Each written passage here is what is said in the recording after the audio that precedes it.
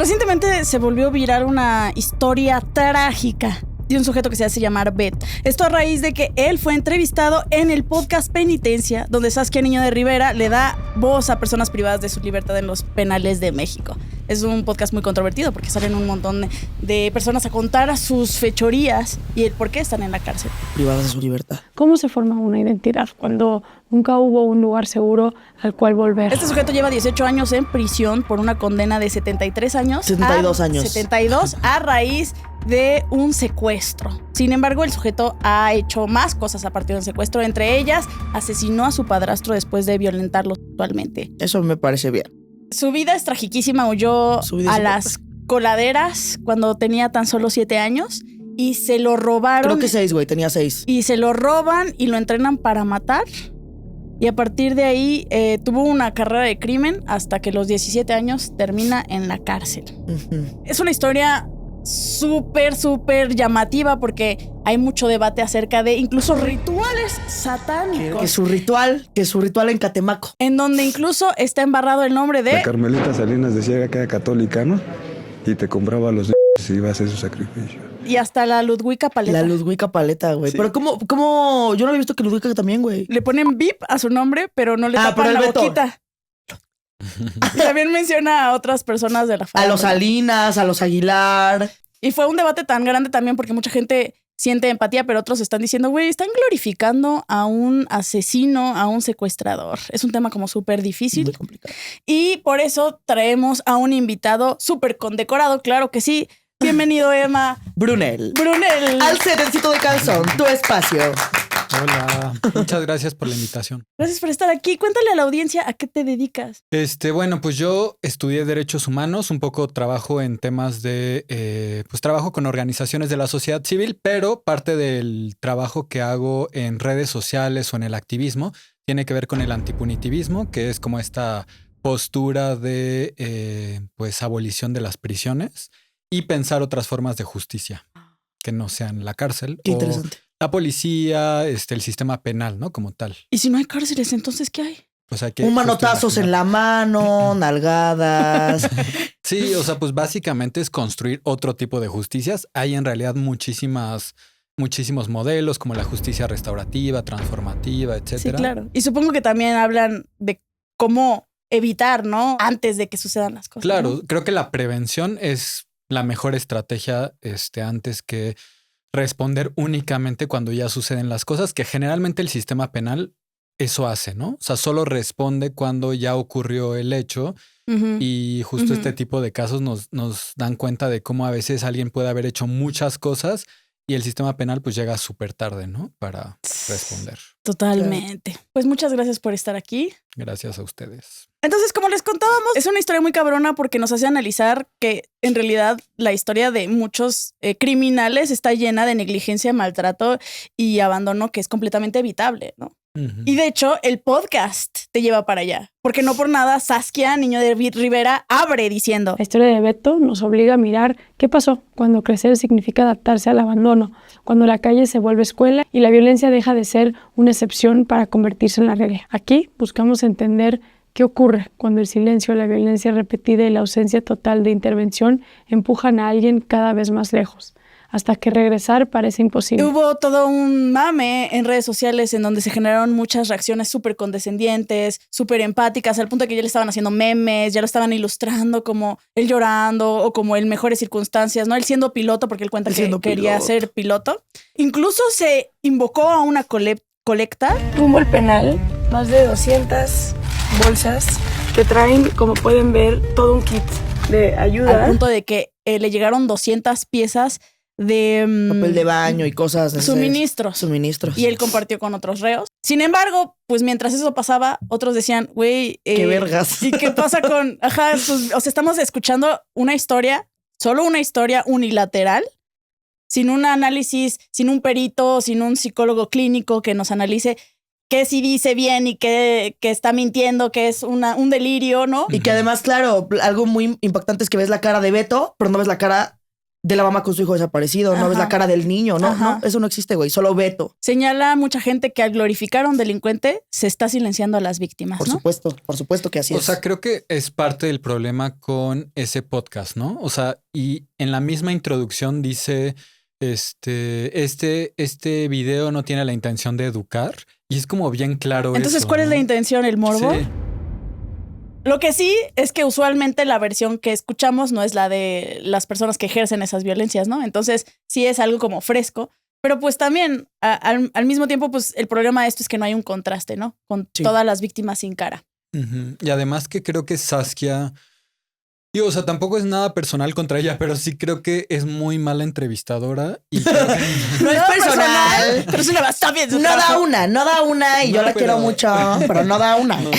No la quiero. Y aparte sí creo que es muy mala entrevistadora y que ese es parte del problema del podcast, ¿no? Incluso pensando en que también estos sujetos pueden ser víctimas, sí creo que revictimiza a las personas, sí creo que produce morbo en la gente. Y como les decía, no me parece que sea nada educativo su podcast y eso es problemático porque entonces, como ustedes dicen, ¿para qué estás mostrando estas historias tan duras?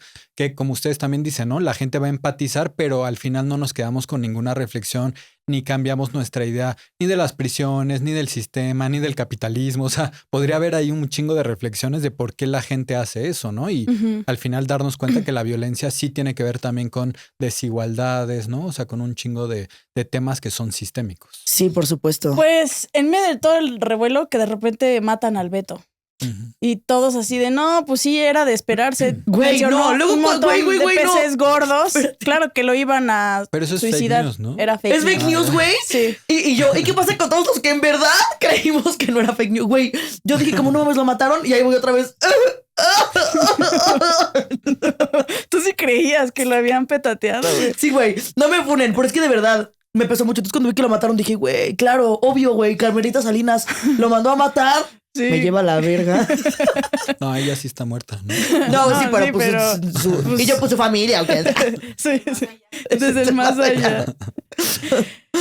Bueno, pues hoy vamos a analizar este debate justamente de identidades, del concepto de maldad, de la simpatía, la empatía. Hablaremos del sistema penitenciario en Latinoamérica y cómo este sistema falla constantemente. Vamos a hablar de los niños en la calle, quién hace mal, un chingo de cosas. Tanto que aún no nos presentamos. No mames, yo soy Gloria del Mar, mejor conocida como Dama G. Yo soy Vale de la Cuesta, mejor conocida como Vale de la Cuesta. Y yo soy Emal Brunel. Me encantó. Maravilloso. Échale capaz.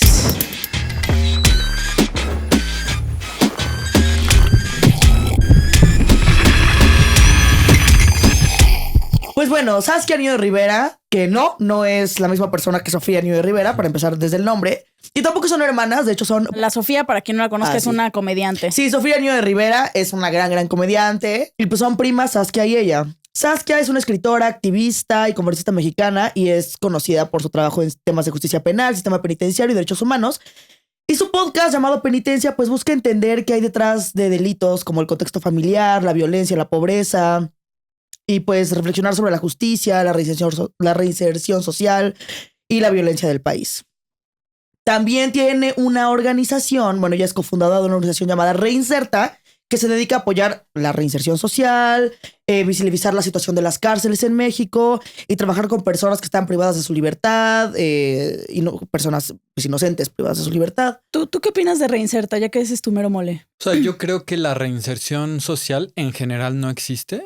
Entonces, si ese es el objetivo de Reinserta, creo que ya está mal de inicio, ¿no? Órale. O sea, me parece que es importante el trabajo que hacen. ¿Por qué no sirve la reinserción? O sea, ¿cuál es tu alternativa? Yo creo que la reinserción social no existe, menos en México, pero creo que en ningún país, porque pues no hay ningún programa que en realidad atienda a las personas privadas de la libertad pensando en una idea de reparación, responsabilización y reconocimiento. O sea, ok, digamos que eres el dictador del mundo y agarran a un violador. ¿Qué propones hacer con él? Pues es que se me ocurren muchas cosas más chidas que la prisión. Por ejemplo, los procesos de justicia restaurativa o transformativa. En Colombia, de hecho, ahorita están como saliendo muchos videos. No sé si han visto de esta que se llama la Judicatura Especial para la Paz, que son procesos de justicia restaurativa muy largos, de muchos meses, que concluyen en que se encuentran la víctima. O sea, por ejemplo, no sé, la mamá de una persona que fue víctima de asesinato por un militar, por ejemplo, después de muchos meses se encuentran, si quieren, o sea, no es forzoso, y pues no se intercambian algunas palabras, algunas se perdonan. Y sé que es muy polémico eso, pero es un proceso que a mucha gente le sana. Supongo Insisto. que todas declaraciones son polémicas, ¿no? O sea, tú ahorita estás hablando y luego me asusté. Sí. O sea, Es polémico porque lo único que pensamos es en el castigo. Y el castigo no enseña, no educa, no transforma. Ahorita estamos justo en el momento en donde más personas privadas de la libertad en toda la historia de nuestro país están en prisión. Es que a veces ni siquiera solo pienso en el castigo. A veces pienso, esa persona tiene que estar afuera para que no siga cometiendo crímenes. O sea, el hecho de que la mamá perdone al violador o lo que sea, ¿qué va a hacer? ¿Que él ya no quiera violar a otras personas? Generalmente sí. Insisto, son procesos muy largos donde la persona entiende el daño que causó. Estando en prisión no lo vas a entender, número 1. Y número 2, la idea de que estando en prisión no cometes delitos es muy también, inocente. Eso sí. Porque la mayoría de muchísimos secuestros, extorsiones, etcétera, suceden desde las prisiones. Entonces, no creo que la prisión El 70%. sea seguridad. Bueno, también mi pregunta fue injusta porque te estoy diciendo, ¿qué haces con un violador cuando supongo que hay que hacer cambios sistémicos, ¿no? Sí, por supuesto. Y cambios que cambien la estructura y el tejido social, ¿no? Porque desde aquí estamos hablando de que existen un montón de niños en la calle que están completamente olvidados por el Estado y por los sistemas, ¿no? Son niños olvidados. Entonces, más allá de qué hacemos también con los reos, deberíamos pensar qué hacemos con una sociedad tan Aparte, ¿sabes desigual. qué acotación me pareció muy chida del podcast de Relatos Forenses? No sé quién lo dijo, que es como de, güey, qué increíble que Beto se pone a contar sobre la vida en las coladeras y la gente quiso llevarle cosas a Beto en lugar de la gente de las coladeras. Sí. Sí, ¿No? ¿qué pedo, güey? Sí, es cierto. O sea, estamos aquí hablando de no mames, pobre Beto, pero es así como de y los niños que siguen ahí. Y la en gente las que sigue ahí en las coladeras. coladeras, güey. Sí, por supuesto. Ujú. También, pues, lo que ella busca a través de su organización es romper ciclos de violencia y no solamente castigar. Y obviamente todos los temas con los que Saskia trabaja pues generan opiniones muy divididas y ha sido criticada por sus posturas ocurrentes frente a las víctimas y los victimarios. Como aquí vamos a hacerlo. Esto pasó el 24 de febrero de 2026, que se entrevistó a alguien que se hace llamar Beto. Obviamente no se sabe su identidad real, pero se hace llamar Beto. Y su historia empieza no fuerte, lo que le sigue, güey. Si no la han visto, pues no tienen que ir a verla, aquí se los vamos a contar. Su historia empieza muy fuerte. Pues Beto nunca tuvo una familia. Yo no tengo familia, ¿no? La ruca que me tuvo en su vientre me tiró ahí en Él Tlalpan. tenía apenas 15 días de nacido y lo dejaron como en una casa hogar en Tlalpan. Y a sus 5 años, un Y matrimonio... de hecho, él siempre le tuvo resentimiento a esa señora. Es que Él dice que a imagínate, partir de güey. ahí. Desde que la culera se me tiró ahí como perro en la caseta, desde ahí yo ya me traumé, manita. Desde ahí ya, tu vida ya no vale. También está muy cabrón que digamos, no, la madre lo abandonó y no haya mención del padre. Pero ciertamente me acuerdo de ese meme de Natalie Portman que dice Daddy Issues Mommy issues. Sí, daddy issues y era como... en Closer. Una así. prostituta. Sí. Y Mommy Mommy issues, Issues, Black así, Swan. Black Swan así ya con los ojos rojos y toda loca. Y es que sí, un montón de criminales parten desde el abandono de la madre porque debe ser muy duro que la persona que te tuvo 9 meses en tu vientre y que, pues no sé, toda esta narrativa mitológica del amor de madre de repente sea el primer rechazo y la primera herida para siempre. Es que igual el instinto maternal no existe, güey. Está comprobado. Eso es totalmente verdad. Pero estamos hablando ya así como de la mitificación de... No, y lo digo fácil, pero obviamente debe ser una gran tragedia, güey, ¿no? Pero es verdad como no se piensa como... Mis papás, no. La culera que me tuvo en su vientre me abandonó. Ya sabemos que los papás no existen, entonces no hay pedo.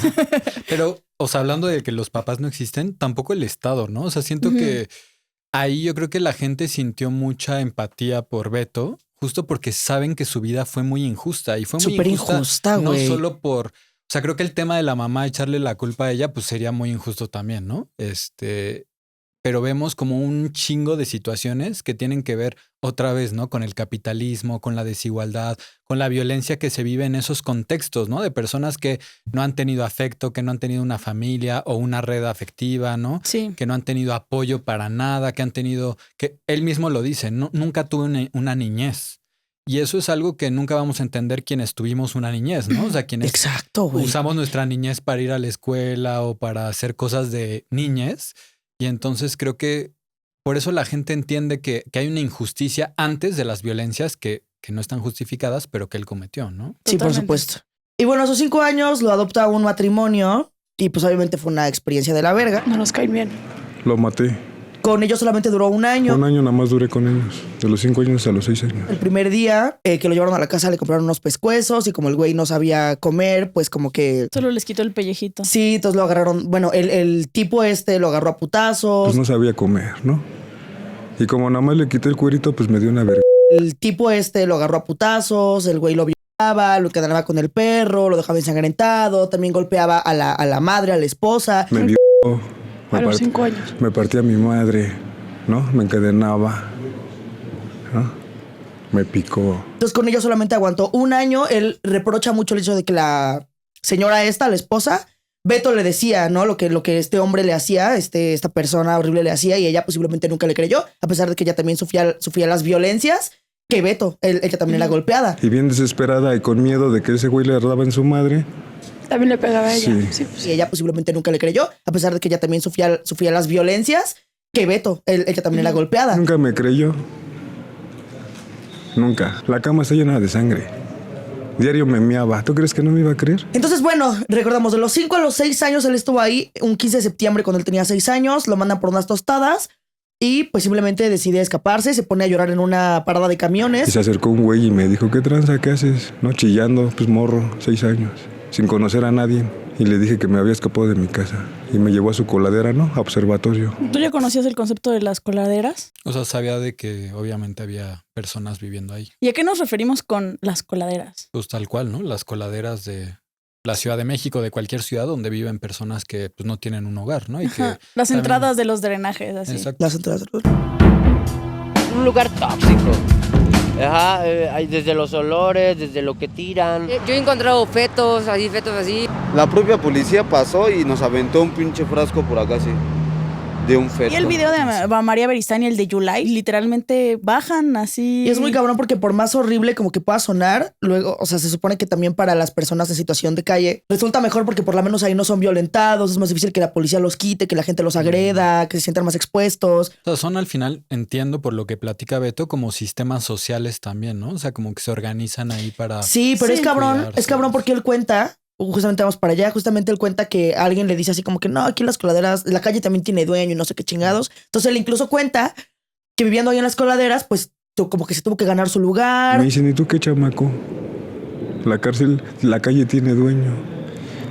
Yo lo sé. Y más las coladeras. Lo que me parece bien sorprendente es que haya incluso sistemas de poder en algo tan precario como la calle. Y está bien cabrón, ¿no? Como uno no está en paz ni a gusto de esos sistemas, incluso en algo tan precario como la absoluta exclusión social, ¿no? Sí, claro. Porque además, bueno, en las coladeras, pues obviamente entendemos que cómodo no es, pero también es muy peligroso.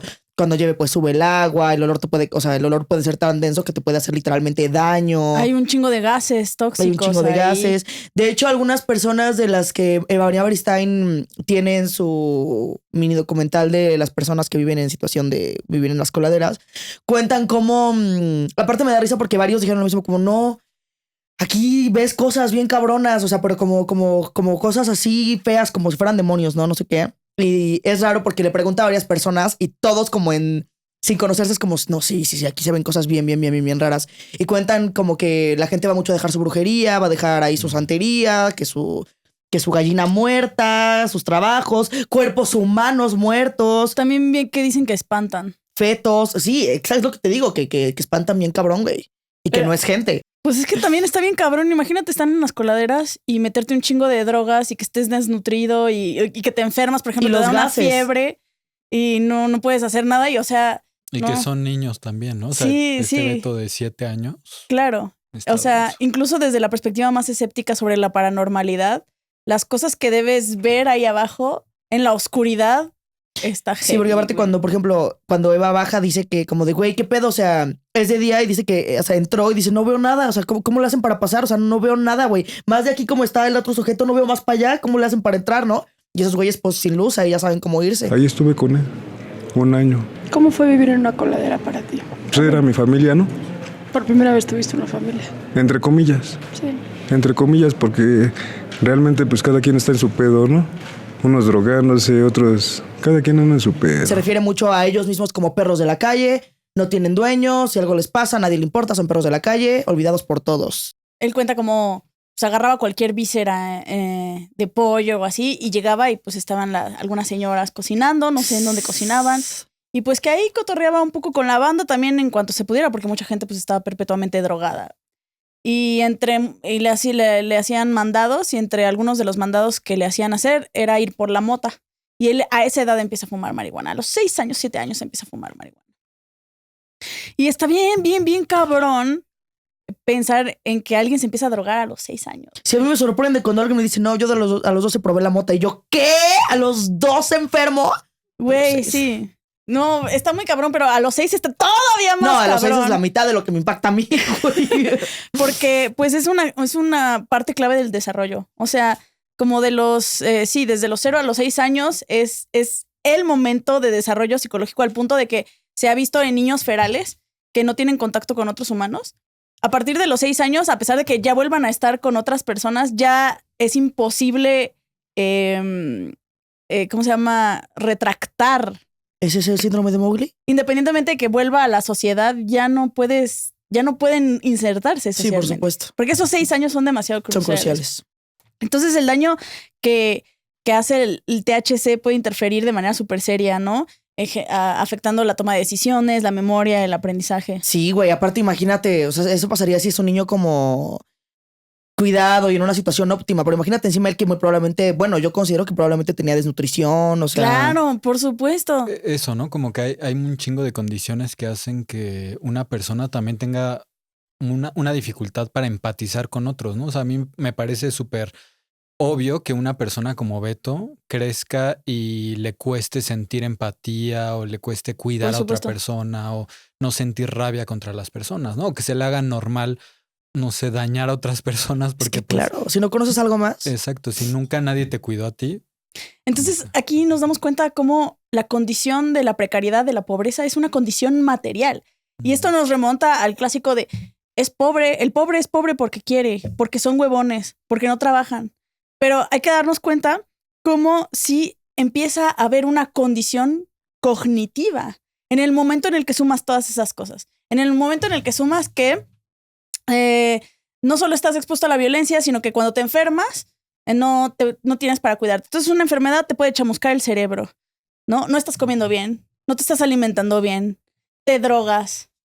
Todo eso se suma en tu cerebro al punto de que cambia de manera literal el ancho de banda del hardware. Por supuesto. Entonces cuando la gente dice, es que no está decidiendo bien, es así como de, güey, si tú estuvieras en esa realidad literalmente en tus zapatos, también tendrías tu cerebro chamuscado. Sí, cabrón. Y afectaría completamente la toma de decisiones. Entonces, desgraciadamente, estas situaciones terminan siendo una condición material también. Sí, por supuesto. Porque mucha gente apela al, no, es que puedes diferenciar del bien. Él no tiene excusa porque ya a cierta edad ya diferencias el bien del mal.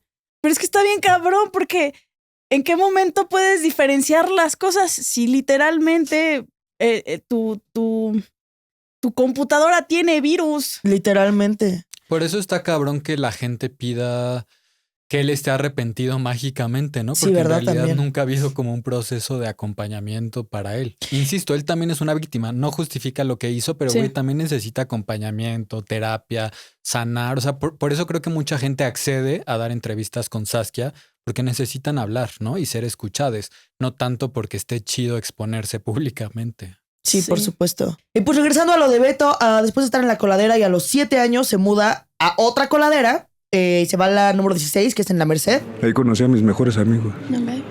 Tenían 50, 60, 70, 80 años. Y apenas llegó a La Merced, se le acerca un escuadrón de la muerte. Una especie de grupo como clandestino armado que se dedican a matar personas. Y si luego, déjenme vivir. Me lo tuve que ganar, nada es de gratis. Nada es de gratis.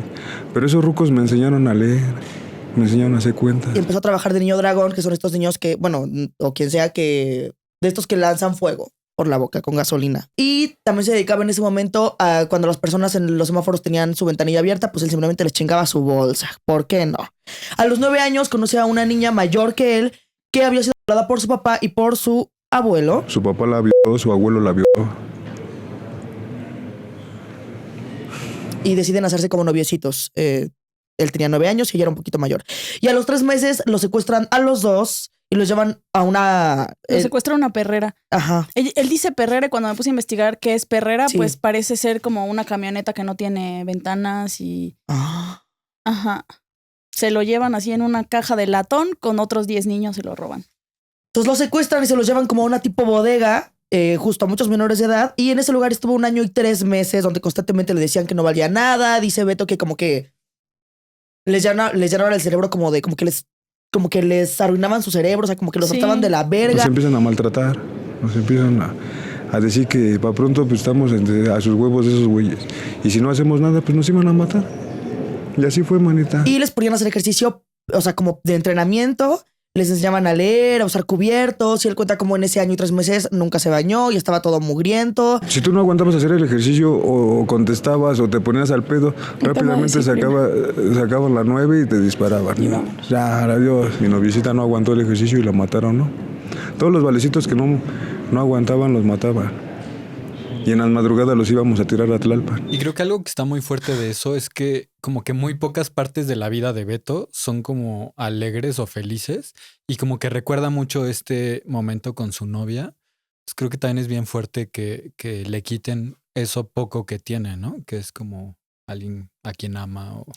Sí, güey. O sea, le pasa algo bueno y llega Y dura el muy poquito. plot twist Sí. de la historia y la vuelve a pasar mal, ¿no? Es que, güey, me impresiona cómo alguien puede tener como traumitas de la infancia y es como, o sea, sé que los problemas de todos importan, pero claro, luego ves esto y dices, no mames. No todos los problemas importan. Y está tristísimo pensar que sigue habiendo personas que viven esta realidad. Exacto, esto no es un caso aislado, esto no es como, salió a la luz un caso impactante de una persona a la que le pasó algo terror. No, esto es, o sea, muchísimas personas las que lo viven.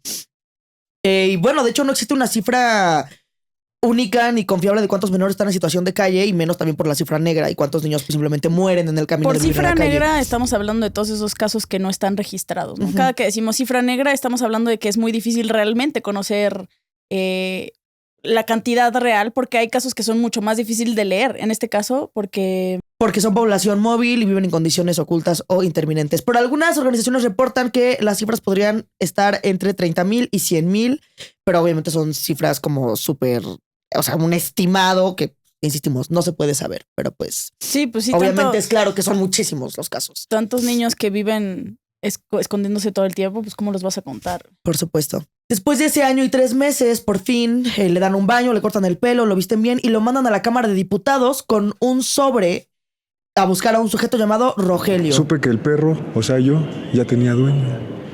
Que ese fulano era mi dueño. Que yo tenía que hacer todo lo que él me dijera. Y de ahí empezó mi vida delictiva. Más de lo que yo ya había sido, ¿no? Y según su narración, pues su entrenamiento había sido para trabajar para alguien del gobierno, haciendo como las cosas sucias, eliminando a gente que se interpusiera, cosas pues justamente sucias. Y ahí empezó una vida delictiva suya mucho más activa, en donde ahora sí hacía como daño. Porque sí hice mucho daño a mucha gente, ¿no? A lo mejor con conciencia en sí, que tenía 10 años. Pero lo hice. Porque Y él- antes simplemente robaban nada Antes más. solamente robaba. Y él confiesa que su primer asesinato fue no por encargo, sino por, ahora es que justicia a mano propia. ¿Te acuerdas la primera vez que mataste a alguien? Sí, tenía 10 años. Y fue el güey ese que me violó. Fui con mis amigos y lo saqué de su trabajo y lo maté. Fue con sus amigos a buscarlo fuera de su trabajo. Era un judicial como de 48 años, dice Beto. Lo llevó a una vecindad. El güey ese cuando le decía ya estuvo y me decía, chale, pues si ni mi hijo eres, a huevo. Tenía razón, ni su hijo era. Y así se lo dije cuando lo maté, pues si ni mi padre eres, chingar a su madre. ¿Y qué te dijo? Perdóname. Shh. Yo no tenía que pedir perdón y lo hacía. Y te valió mierda. ¿Por qué debería tener compasión?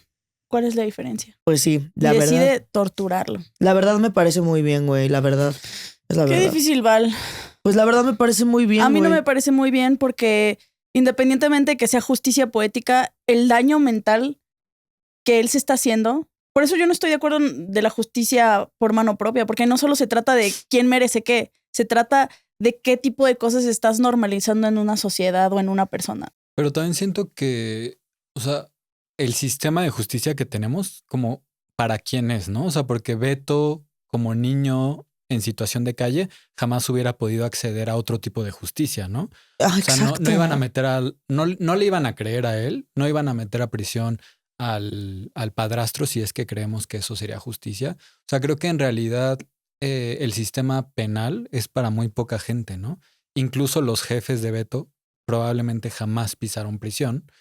Entonces creo que sí nos deja una pregunta como de, bueno, ¿qué hacemos si la justicia que existe institucionalmente no funciona, ¿no? No, O sea, claro, ¿qué y hacemos? en algún punto le preguntas a Saskia, oye, ¿y tú sientes que sanaste algo a partir de que hiciste eso? Y él dijo, pues no, la neta no, pero de menos él ya no está en la calle para Haciendo hacerle más esto a más daño, personas. sí. Es que también eso, güey. Pero pues este es un tema como muy delicado porque si soltamos la idea de que puede existir la justicia por mano propia, de un lado tenemos casos así y de otro lado tenemos casos como en los 60 que agarraron a 5 estudiantes en una montaña y los mataron por ser comunistas. Ujú. O hace poco a un papá y un hijo que los confundieron con unos violadores y los quemaron así enfrente en la plaza En pública. el municipio de Ajalpan, Puebla, se desató la violencia la noche de ayer. Habitantes del lugar lincharon a 2 presuntos secuestradores, pero que eran encuestadores universitarios que fueron confundidos. Y que tenemos a un montón de adolescentes viendo esa realidad, normalizando y diciendo, ¿sabes qué? La justicia por mano propia está bien, independientemente de que eso significa que va a estar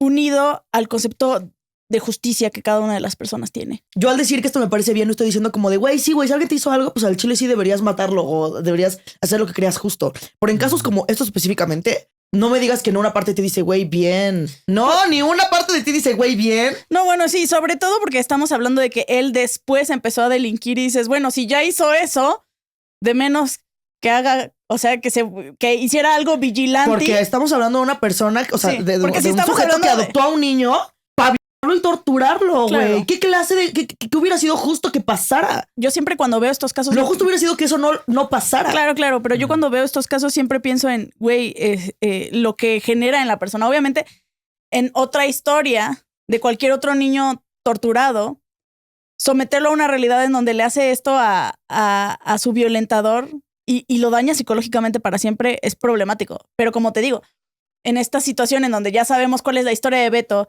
y que eventualmente empezó a normalizar esa realidad, que aunque sea una parte, la usara para hacer un acto de vigilante, pues... O sea, yo en este tipo de casos justo me saltaría esta medida de bien o mal, porque Claro, creo que exacto, no sí. nos sirve. Pero esto que decía al principio, ¿no? Sí es muy importante entender. O sea, entender por qué lo hizo, pues como que a nadie le queda duda, ¿no? Sí, claro. Pero, no sé, como que también siento que luego juzgamos mucho a la gente que hace este tipo de cosas. O sea, y no lo digo por lo que tú estás diciendo, ¿no? Siento que más bien como que nos saca más de onda la violencia entre personas.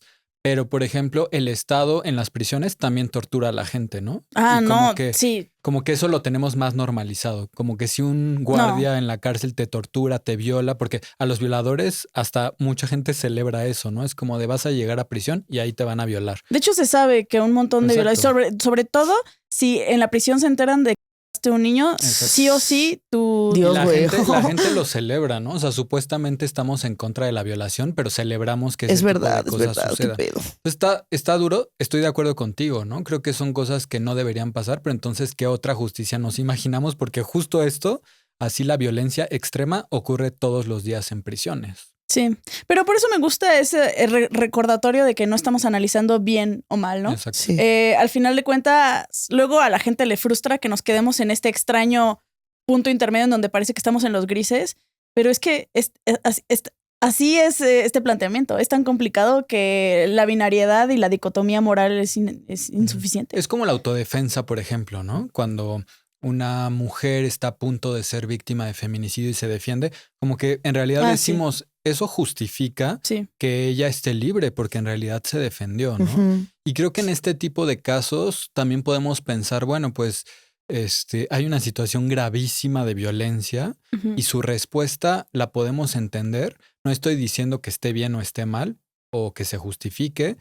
estoy diciendo que, bueno, quizá el sistema de justicia tendría que tomar en cuenta todo eso para analizar un caso, ¿no? Y para definir, o sea, no es como de eres culpable o inocente, no, es mucho más complejo, es como de él es culpable y además es víctima, ¿no? O sea, Beto es muchas cosas. Es que Beto es muchas cosas. Ujú, ujú. Y él Pero cuenta- ciertamente de todo su historial de cosas que hizo, no es como de, se pasó de verga. No, no O se sea, pasó de verga. No, No güey. se pasó de verga. Sí. Y él cuenta que le arrancó los Decimos no se pasó de verga y empiezas. Bueno, entonces él dice que le arrancó las uñas de las manos y los pies y luego lo quemó. Y confiesa que lo disfrutó. ¿Qué sentiste hacerlo sufrir? En esos momentos la estaba gozando. Por este tipo de narraciones de él aceptando que disfrutó este pedo, es que uno de los debates más grandes es si Beto era un psicópata. Confiesa que después de matar a su padrastro le empezó a gustar la sangre. Yo te lo puedo decir, yo tuve los huevos desde los 10 años de matar al güey ese. Y me gustó la sangre. Hay un montón de momentos en donde se ve que él empezaba a aceptar esta realidad, ¿no? Por ejemplo, hay una parte muy controvertida en donde le preguntan que qué opina de haber robado niños y causó mucha alarma que él responde sonriendo. En esos momentos yo sentía que el niño que yo me robaba o la niña no iba a sufrir lo que yo sufría, ¿no? Por ahí un psicólogo en redes dijo, no, pues seguramente el Beto tiene narcisismo con síndrome de Salvador, en el sentido en el que pues intenta justificar sus acciones como una solución piadosa. Sí, como güey, lo hubiera pasado peor si no me lo chingo. Ajá. Que eso está súper rudo, ¿no? Eso está horrible, güey. O sea, tienes una mirada de la vida, de que la vida es horrible, y entonces, pues para ti que alguien no viva es salvarlo. Exacto, ¿no? exacto, O sea, exacto. a mí no me gustaría ponerle etiquetas psiquiátricas porque siento que También qué clase es de psicólogo injusto. está por ahí Sí, haciendo una... me chocan esos Así, psicólogos. que- seguro es narcisista, así como, güey, no lo tienes ahí para hacer un verdadero estudio. Hay que hacerle algo correctamente. Pero sí, más bien, yo creo que, no sé, está actuando en la vida según lo que le tocó a él, ¿no? Sí. También hay una parte en la que confiesa que le gusta su trabajo de secuestrador. Me enseñan a subir a la gente a las camionetas y aprendo y me gusta. Me gustaría que debatiéramos sobre si los monstruos no nacen, se hacen. Sí, se hacen, yo creo que no nacen, güey. Y aparte yo creo que ni siquiera le diría monstruos. Es que justo es eso que tenemos con el crimen, ¿no? Que siempre es como de, ay, el feminicida es un monstruo, ¿no? El violador es un monstruo. Y en realidad es que son tan humanos y cuando vemos estas entrevistas nos damos cuenta de eso, que en realidad les decimos monstruos porque no estamos entendiendo la violencia y es lo que decía hace rato, ¿no? O sea, entre más comprendamos por qué suceden las cosas, más podemos responder a ese tipo de situaciones, ¿no? Entonces, pues sí, yo creo que más que ser monstruo, te conviertes en esa persona violenta y puedes dejar de serlo también. Sí, por ejemplo, yo una vez conocí a una persona y no con esto estoy diciendo que la reivindicación de todas las personas sea muy posible, porque había gente que argumentaba de que no, pues es que Beto con su primer buen pago pudo haber dicho nada más como, pues huevos, ya con este dinero me fugo y me agarro otra identidad y hago mi vida en otro lado donde no tenga nada que ver con esto porque no quiero dedicarme a esto y me sienta muy fatal. No digo que sea tan fácil como de, güey, solo lo hubieras hecho y ya. No. Por una vez yo conocí a una persona que, a través de una fundación, que había sido tratante de mujeres. Las reclutaba y él, o sea, era padrote tratante de mujeres. Y lo metieron a la cárcel, estuvo en la cárcel. En la cárcel conoció a nuestro Señor Jesucristo. Y saliendo de la cárcel, pues simplemente, literalmente dejó de serlo y empezó a trabajar para organizaciones de mujeres rescatadas de trata de personas, ¿sabes? Y pues tenía una vida, pues ahora sí como... ¿Cómo se dice? O sea, más honorable y realmente se reivindicó y pues eso no es una historia de una película, o sea, pasa. No digo que sea así de fácil, solo digo que sí se puede. Sí, pero no quiero que se malentienda y que lo esté diciendo como de ven, Sí, vean. porque No. analizar un caso a partir no. de las excepciones está muy cabrón. Claro, es como cuando dicen, no manches, no todos los negros que salieron de la situación de esclavitud estaban jodidos y tenían que robar y vivir en guetos. Algunos se volvieron millonarios, ¿no? Sí, y eso claro. hace mucho la hegemonía. Agarra los casos de excepción para decir, ¿ves? Existe una manera de salir de ahí, a pesar de que cuando volteamos a ver las estadísticas nos damos cuenta de que Es más complicado de lo que se muchas dice. personas, si la mayoría de personas no pueden escapar de esa burbuja, quiere decir que es una burbuja mucho más complicada y que más bien las excepciones también tendrán que ser analizadas como un caso no de decisión, sino de circunstancias materiales que no estamos conociendo. Sí, y a mí lo que me sorprendía mucho de su historia es que a pesar de toda la violencia que vivió desde niño, obviamente, en realidad es como que él heredó la chamba de la mamá porque la mamá era la madrota del bordel de tráfico de mujeres, güey. Y en cierto momento pues se volvió él el padrote. Entonces imagínate que es el puto negocio familiar. Ahorita, hace rato que decía que no existe la reinserción social en México. En realidad no hay programas chidos de reinserción social, ¿no? O sea, como estos procesos que te reeduquen o te enseñen, no sé, sobre masculinidades o te den terapia o te ayuden en temas de salud mental, etcétera, públicos, ¿no? Casi todo lo hace la sociedad civil organizada, o sea, las organizaciones. Y la verdad es que sí hay un poco un vacío que hace que muchas organizaciones religiosas, por ejemplo, o incluso conservadoras, entren a ocupar este tipo de espacios. Y claro, me parece súper normal que si la organización que entra es cristiana, pues entonces quizás salgas diciendo, oye, por Cristo, pues ya no voy a cometer delitos, ¿no? Pero estaría muy chido que la reinserción social o esto que llamamos reinserción social lo ocupáramos también los feminismos, las disidencias sexuales, el antirracismo, ¿no? O sea, que también desde estos espacios de movimientos sociales ocupáramos esos espacios que creo que ayudarían mucho a pensar todo el tema de la violencia y no solo se quedara, o sea, y con mucho respeto lo digo para las religiones, que no solo se quedara en organizaciones religiosas, ¿no? Que Claro. a veces también pueden tener sus cosas muy negativas hacia la gente que están atendiendo. Sí, güey, completamente. Es que sí está bien cabrón que, por ejemplo, pensemos en algo tan, bueno, no sencillo, pero tan común como el alcoholismo y pensemos que ¿quién se encarga de eso? Alcohólicos Anónimos. Exacto. Y Alcohólicos Anónimos no tiene realmente psicólogos. Son personas que se juntan y que dicen, hola, soy Es muy religioso. tal. Ajá. Es un asunto muy de entregarte a Cristo. Ah, Sí, no sí. mames. Ahora menos me voy a hacer alcohólica. No quiero caer ahí con una bola de cristianos. Bueno, yo quiero irme también por partes. Me doy cuenta de que los rasgos asociados con la psicopatía sí se pueden desarrollar, ¿no? Lo más cercano no sería decir que psicópata, sería un trastorno antisocial de la personalidad.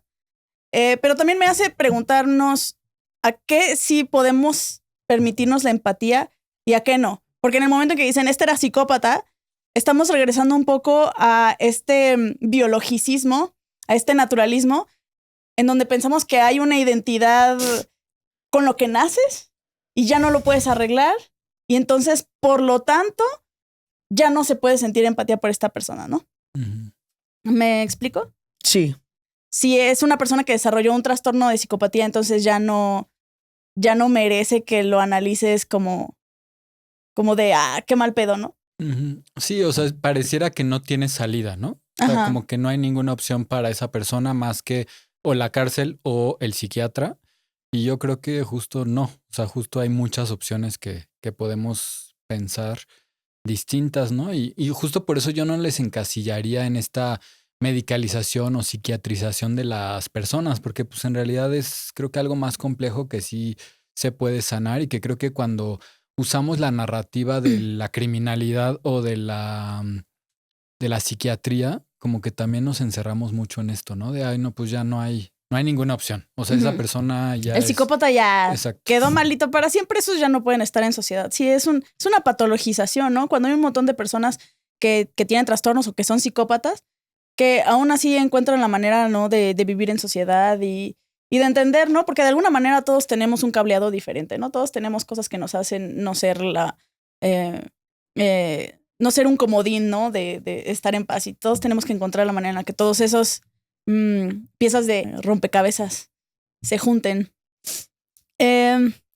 También me parece muy interesante esto de analizar la maldad de Beto, porque estaba viendo el podcast de Análisis Forenses, que respeto mucho su trabajo, pero a la hora de escuchar su perspectiva sobre esto, luego dicen, no, güey. Está mintiendo, no le creas ni vergas. Ajá. Entonces, la perspectiva de este podcast es que no se le puede creer nada de lo que dice Beto, por algo que ya había mencionado, que es que él de alguna manera lleva muchísimo tiempo en la cárcel, ya se generó una narrativa, ya repitió tanto esa narrativa que se la tragó Y esa narrativa también se diseña para salvar su propio ego, para salvar su propia autoestima, ¿no? Ujú. Entonces, desde la perspectiva del podcast de Relatos Forenses, él es una persona que sí sabe distinguir del bien y el mal y decide, ¿no? No manches. Entonces es una persona mala, inherentemente mala. Y no, es muy, muy respetable su perspectiva porque están continuamente Y aparte, recordando a las víctimas. sí, ¿no? claro, parte de, yo creo que en ese análisis que ellos hicieron, parte mucho de la indignación que claramente todos tendríamos que tener mucho más. Pero siento que parte como eso de, güey, pero los niños, obviamente este güey sabe lo que está haciendo. Y es verdad, pero como estamos diciendo ahorita, o sea, no es tan sencillo como decir, güey, el sueño de Beto era secuestrar chamaquitos para dárselos a Carmelita a salir hacia los Wicca Paleta. No, tampoco. Es que está muy cabrón porque sí dicen, güey, él que vivió todas esas injusticias, él sabe qué hacen con los niños y aún así los llevaba. Y aparte dicen cosas que yo, obviamente como no soy profesional, no sé qué, no sé si es cierto, en verdad, no sé si es cierto, pero él dice como los de Relatos Forenses dicen, si todo esto fuera verdad y no sé qué chingados, dicen como Beto hubiera generado un placer en torturar, secuestrar a gente con el perfil, digamos, no físico, sino señores y así, de cierto tipo, como su violentador, que fue quien lo violó, su padrastro. No, Y ponen de ejemplo a la mataviejitas. Ponen de ejemplo a la mataviejitas. Que mataba señoras, que era exactamente su violentadora, ¿no? Y ellos dicen eso, ¿no? Pues como que eso pues, lo hace más evidente y claro que él era deliberadamente una terrible persona porque... Me parece una simplificación de cómo reaccionan. A mí también me parece una simplificación. No sabría explicar por qué, pero es como de, güey, no solamente porque quien te violentó ahora vas a querer matar a los que también tengan 48 años y sean judiciales. Es que está complicado porque analizan su historia y piensan que algunas cosas son verdad y algunas no. Entonces, ¿bajo qué criterios están señalando que es verdad y que no? Porque se les olvida entonces que alguien estaba mandando a Beto a hacer esa realidad. Y existen muchísimos fenómenos psicológicos que demuestran que incluso la persona más buena, sin traumas, con una familia bien, puede hacer actos deleznables, güey, bajo un montón de criterios. Me quedé pensando, o sea, a mí no me gustan esos análisis psicológicos de profesionales. De hecho, no se me hace profesional. ¿Viste el capítulo tú de Relatos Forenses? No. Okay. De hecho, no lo conozco, pero... O sea, en general como que se me hace muy problemático que te pongas a analizar psicológicamente a una persona que no conoces o que no está hablando contigo y lo hagas públicamente, ¿no? Uh-huh. O sea, a mí eso no me gusta, pero pues más allá de eso siento que también la psicología puede caer en esta cosa bien peligrosa de individualizar la violencia, ¿no? Uh-huh. Como de explicar todo a través de un perfil patologizante en lugar de explicar el aspecto social. O sea, Por algo supuesto. que se me hace muy importante que no hemos quizá recalcado, otra vez no es para justificar, pero cuando detienen a Beto, él tiene 17 años, ¿no? Uh-huh. Uh-huh. O sea, todo el tiempo que él vivió fuera de prisión siempre fue un adolescente o un niño. Exacto. Y También está entonces, cabrón, güey. la justicia para adolescentes en México es distinta a la justicia para adultos. Él nunca es juzgado como adolescente porque el sistema es corrupto y entonces se les hace fácil juzgarlo como adulto. Pero legalmente ahí ya hay un primer problema muy grave, ¿no? Que es que fue tratado como adulto cuando era adolescente, era menor de edad, tenía 17 años. Y yo creo que también esa perspectiva nos ayuda a complejizar mucho más su caso. O sea, no es una persona que decide como un adulto, ¿no? Incluso diciendo que nunca tuvo una niñez, porque es cierto, crece muy rápido, pero aún así creo que, no sé, le estamos poniendo una responsabilidad a Beto demasiado grande. Sí tiene una responsabilidad, pero la autonomía en los seres humanos es progresiva, ¿no? O sea, no le vas a exigir lo mismo a un niño de 11, a alguien de 15 que a alguien de 30, ¿no? Sí. O sea, Sí, por no. supuesto. Y también se nos olvida, también ese es un debate bien interesante porque hay gente que dice, no, yo a Beto empatizo cuando es un niño, pero hay un punto en el que ya sabes separar del bien y el mal. Pero es que no es como que eres niño y de repente un día volteas y dices, yo soy un adulto. Sí, no es como ya que... entiendo las cosas, ¿no? O sea, somos el resultado orgánico de nuestra realidad material, ¿no? Que ya vivimos. Sí, también es como que a los 18 años el switch de listo, vamos al SAT y voy a ahorrar para mi Play. Pues no, güey, ¿sabes? O sea, no tiene nada que ver tampoco. Es solamente como un punto de partida. Y además, imagínate, si la gente, todos cuando somos adolescentes, se nos chispotea de maneras como muy extrañas, güey. Imagínate haber estado en esa circunstancia. O sea, ¿cuáles son tus deschavetadas cuando esa es tu realidad, güey? Sí, a mí me pareció muy desatinado de relatos forenses que continuamente olvidan que están hablando de un menor. Y pues lo que yo les decía, también está bien cabrón analizar cómo incluso la persona más ajustada a esta sociedad, la gente bien entre comillas. Chavitas viene toda la vida. Ajá, las chavitas lo mecan. Gente que tiene a sus papás, tiene educación, son propensos a hacer muchos actos malvados. Entonces les voy a contar. Pero no a caer en la prisión. O sea, es la diferencia, ¿no? Ajá, también. Pero es muy interesante analizar cómo esa maldad de lo que todo mundo tiene como idealizado, así de, no, pues es que tienes un Pepe Grillo que sí lo tienes o no lo tienes. Naces malo o naces bueno, ¿no? Entonces, me gustaría contarles algunos de los experimentos que se han desarrollado para analizar cómo tú y tú podrían hacer el acto más malvado a la menor provocación. Por ejemplo, uno de estos sujetos es Milgram. Milgram analizó por qué hubo 1 millón de cómplices en el Holocausto, ¿no?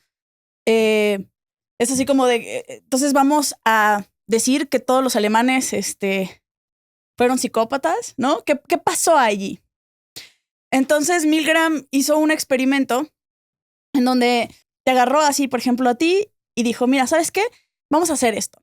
Tú vas a hacerle preguntas a esta persona y si responde mal, le sueltas una descarga eléctrica y le vamos subiendo el voltaje. Y entonces empezaron a hacerle preguntas a alguien que era un actor pagado. Entonces la persona contesta bien y de repente empieza a contestar mal, ¿no? Y le sueltas una descarga y el actor así, ay, como que dolió, ¿no?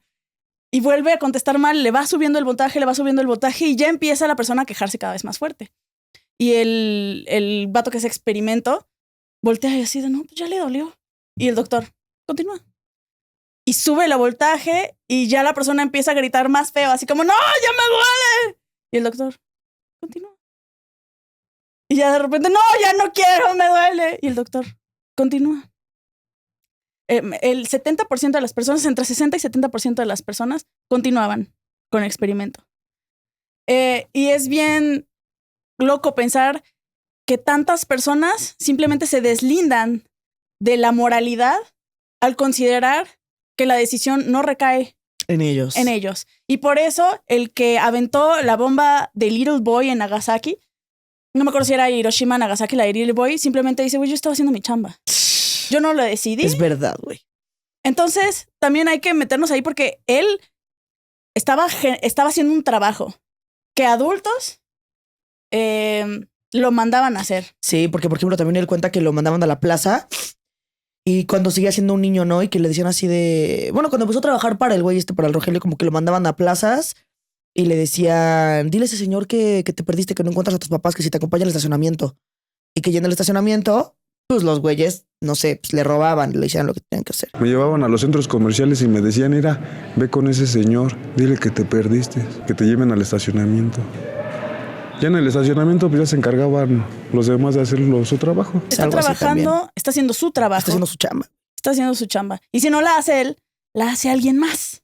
Y además, gracias a esa chamba, es que vive mejor que estando en la alcantarilla. O sea, en su mente probablemente es como de, güey, pues si esta es mi chamba. Pues esta es mi chamba, y estoy ganando dinero que nunca he tenido, que nadie me va a dar, que yo no tengo a mi papá, a mi mamá que me va a dar dinero si no trabajo. ¿Y qué otra cosa pudiera...? Obviamente, nada de esto es justificar.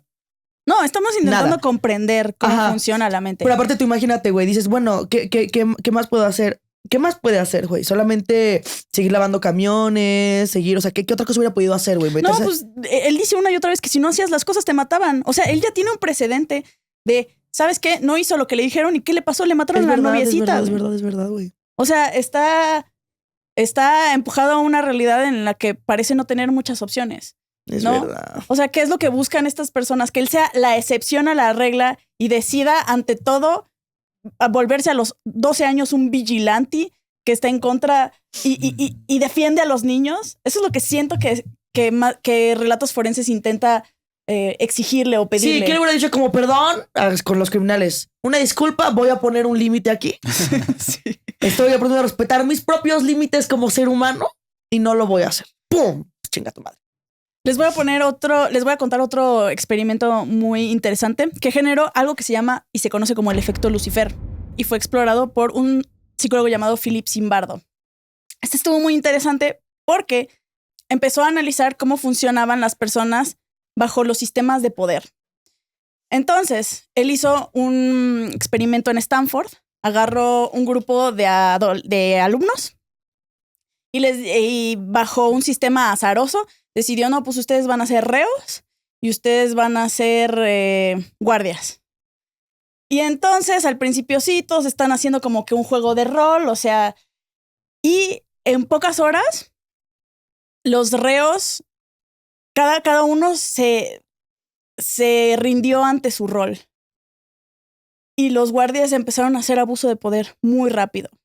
Eran personas normales. Estamos hablando también como que el 70% de ellos fácilmente empezó a ejercer abuso. También hizo muchas cosas para bajar el sistema de empatía. Por ejemplo, los guardias usaban lentes oscuros, lo cual pues generaba una distancia más grande, ¿no? Generaba más anonimato. Y esta es también una de las razones por las cuales también la gente es tan cruel como en el redes juego sociales. Del calamar. Como el juego del calamar, ¿por qué? Y yo, pues, porque traen máscaras.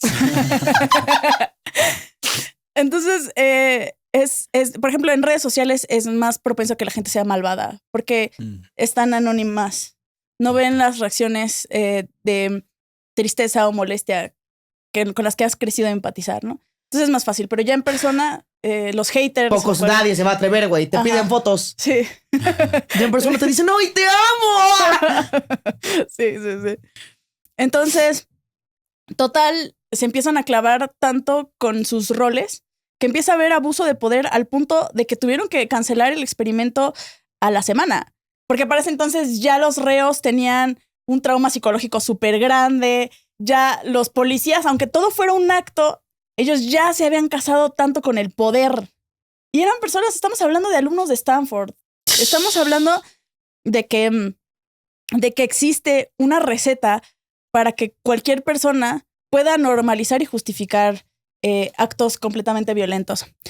Entonces, una de las conclusiones es de que esos ingredientes son la necesidad de pertenencia, miedo al aislamiento social y protección de la autoestima.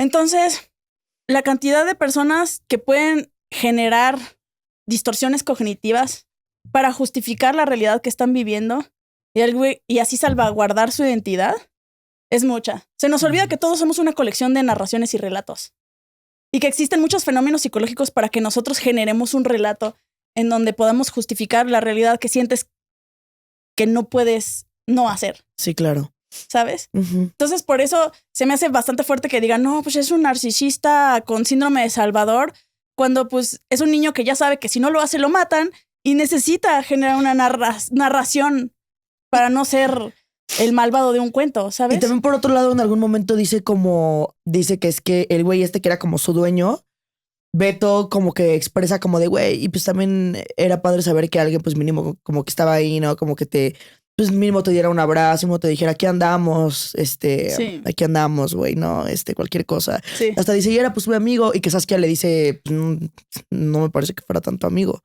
Y él, no, güera, pues es que por lo menos un abrazo, aquí estábamos para lo que sea. Exacto. ¿Sabes? La cantidad de personas que hacen actos delictivos no para hacerle mal a las personas, sino para generar su pertenencia es alta. O sea, se sabe que, por ejemplo, en la guerra, mucha gente dice, no, güey, la prueba de que los humanos somos malvados por naturaleza son las guerras.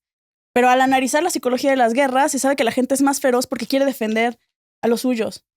Entonces, por ejemplo, se analizó un batallón que era el batallón más letal de Rusia y eran puras morras. Y ellas eran más rudas que los vatos porque si sabían que si las agarraban, su destino era una violación, una violencia psicológica durísima, ¿no? Entonces estamos hablando de que muchos actos no se busca para hacer el mal, sino justamente como un acto de pertenencia con un grupo, que además, si le metes psicología de masas y pensamiento de tribu, estamos hablando de que el individuo en conjunto piensa de manera más sencilla, simple y sin análisis que el individuo aislado, ¿no?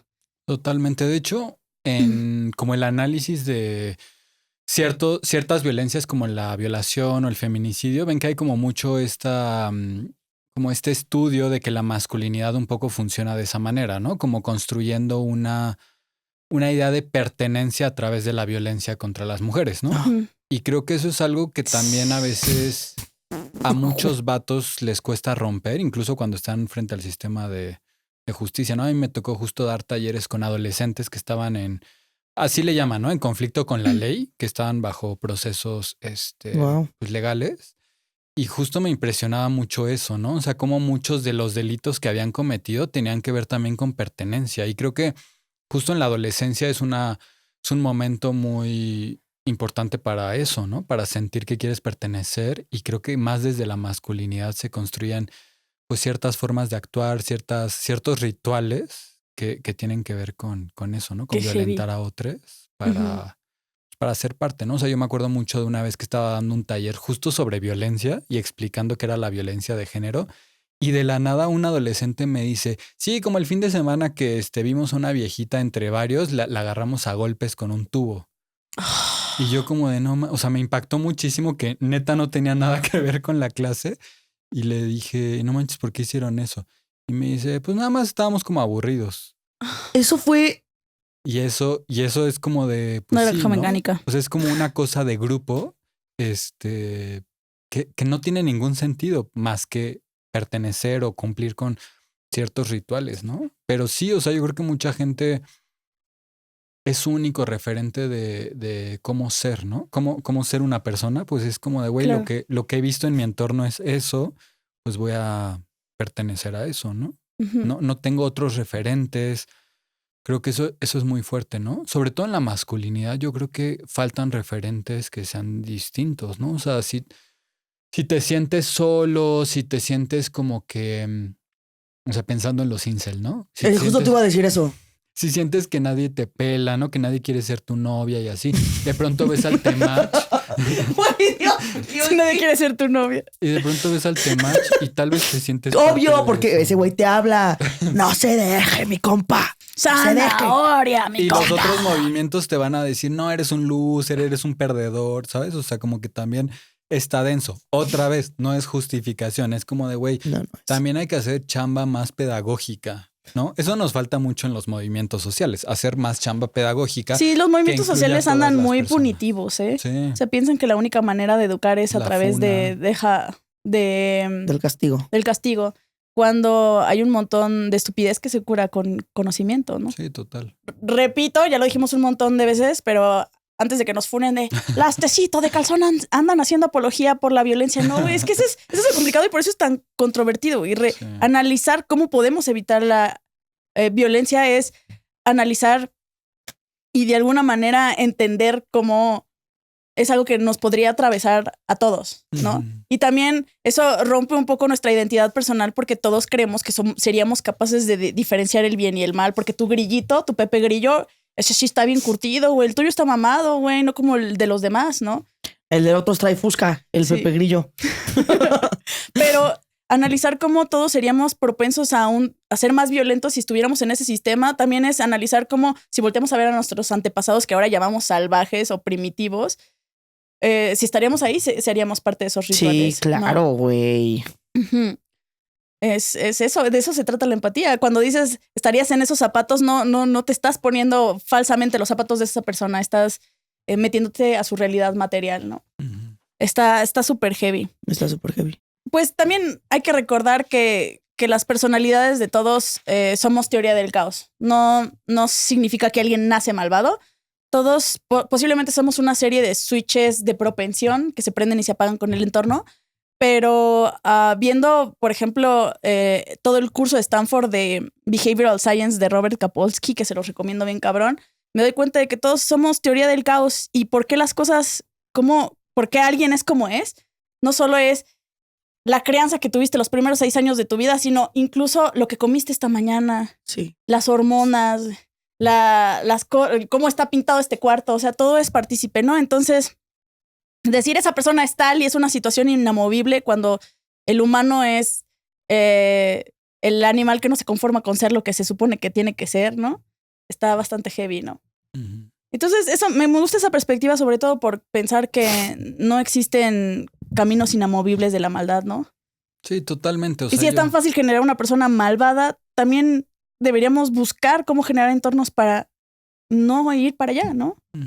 También es cierto, bueno, no sé hasta qué punto, pero también es cierto que los seres humanos solemos inclinarnos un poco más por las cosas, por lo negativo, que te concentras más en lo negativo siempre, Ah, sí. ¿sabes? Y Tenemos sesgo de negatividad. tener sesgo de negatividad. Pues es que eso tiene una ventaja evolutiva. Y imagínate a alguien como Beto que realmente nunca le pasó nada chido.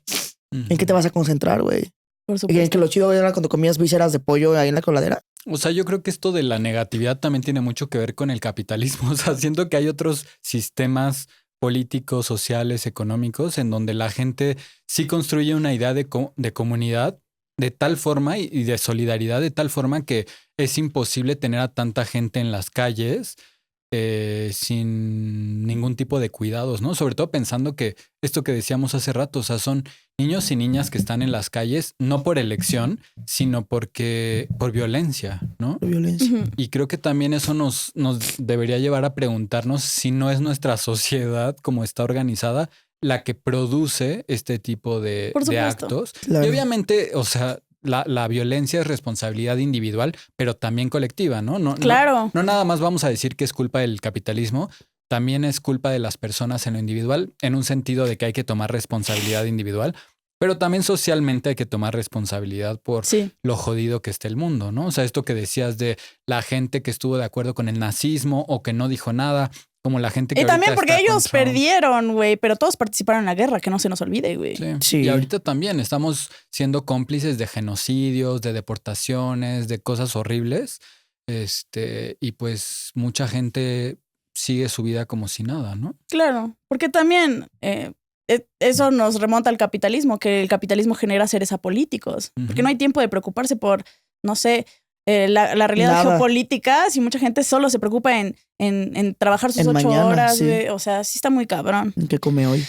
Solo quiero recalcar que independientemente de que exista también esta perspectiva, también existe la posibilidad de que la narración de Beto sí sea una creación delirante. Eso es una posibilidad. Nosotros, como decimos, no podemos hacer un verdadero diagnóstico porque no lo tenemos aquí enfrente y no Claro. somos psicólogos clínicos. Y ¿no? es su versión. Seguramente hay Ujú. otras versiones. Sí, por supuesto. Sí. Y pues sí está bien heavy porque hay una parte en la que le preguntan que cómo duerme después de matar a tanta gente y él dice que ya no duerme, que solo dormita y no descansa porque para él ya no existe la paz. ¿Cómo duermes sabiendo que le quitaste la vida a tanta gente? Pues ya es que ya no duermes.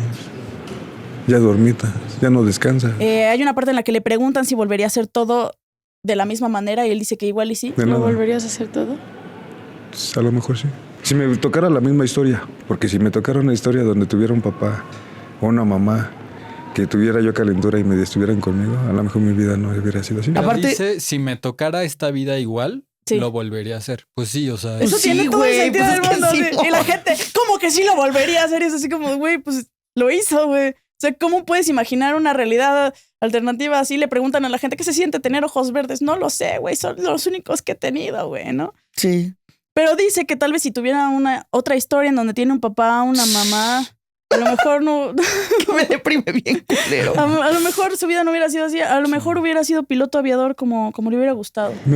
Yo siempre quise ser piloto aviador. Siempre. Y bueno, regresando a la historia de Beto, él para sus 10 años ya trabajaba como todo un sicario y como todo un delincuente, ¿no? Delictivo. Era sencillo hacer actos delictivos porque, pues, como niño, ¿quién manda ahí a andar sospechando del niño, no? Del niño ahí en situación de calle, Sí. pues no. Y algo que me parece bien sorprendente es que él dice que le pagaban re bien. Su primer salario. De 200,000 pelucholares le pagaron. A los 10 años, 4 o 5 meses, recibí mi primer sueldo. Fueron 200,000 pesos. Yo no sabía qué cantidad era. Un niño que siempre creció tan mal, sin límites, y que quizás su único como límite claro, tangible, era pues el no tener dinero y de repente que te den 200,000 fucking pesos, güey. A los 11 años, yo ya vivía en Polanco.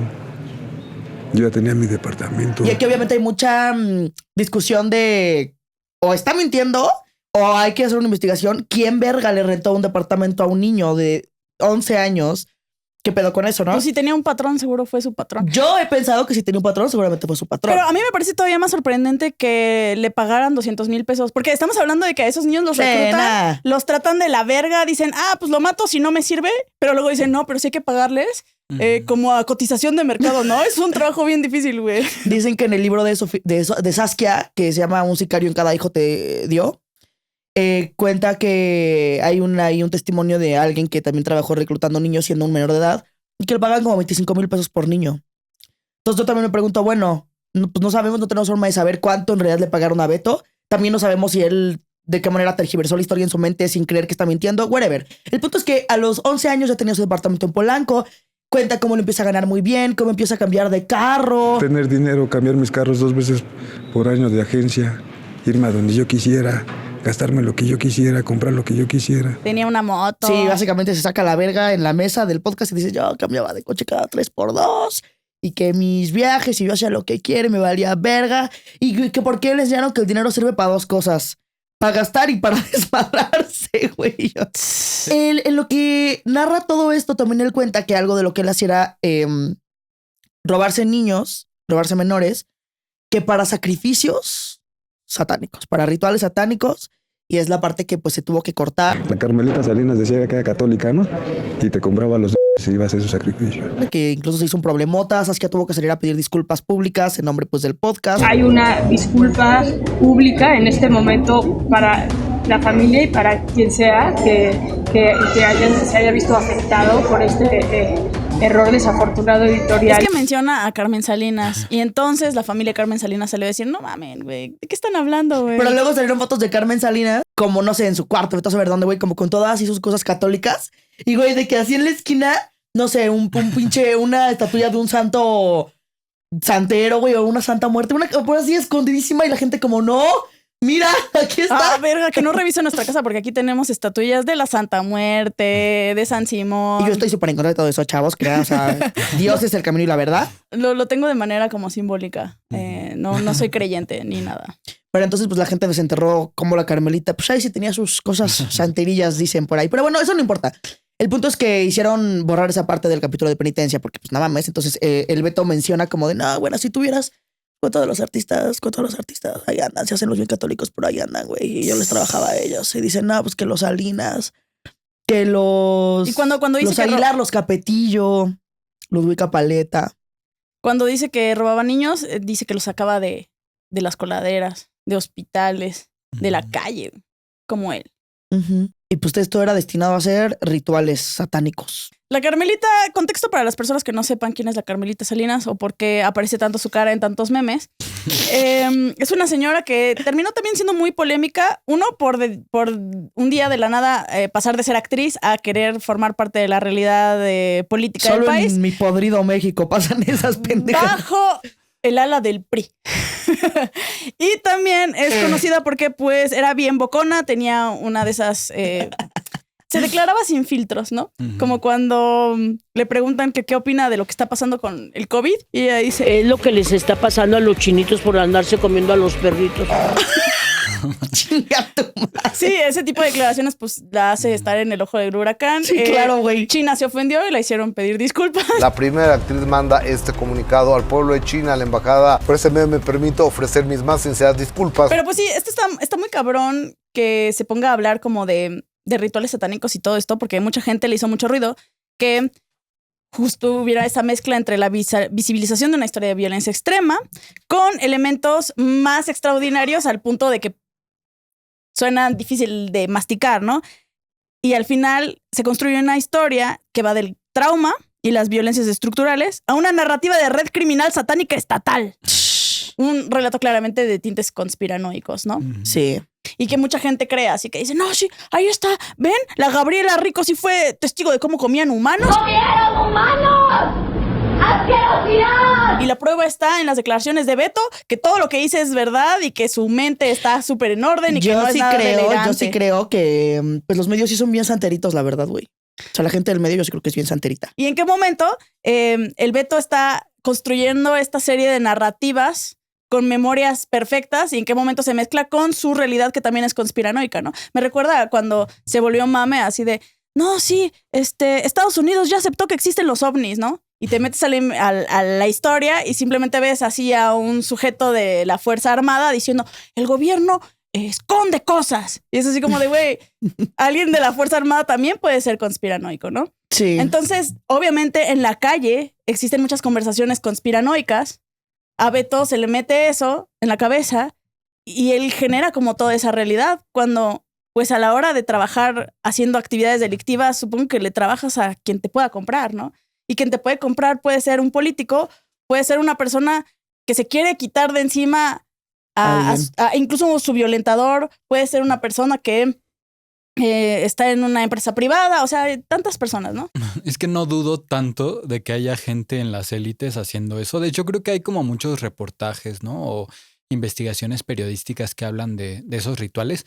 Y no sé si necesariamente son de la santería. Creo que pueden ser como de otros tipos. Pero Sylvester Gordillo, ¿no? O sea, muchos incluso presidentes. Sí. Entonces, como que a mí eso también no existe mucho sensacionalismo, ¿no? Porque alguien dice, no, pues le recé a mi santo y ya, sí, luego le digo, ¿santería?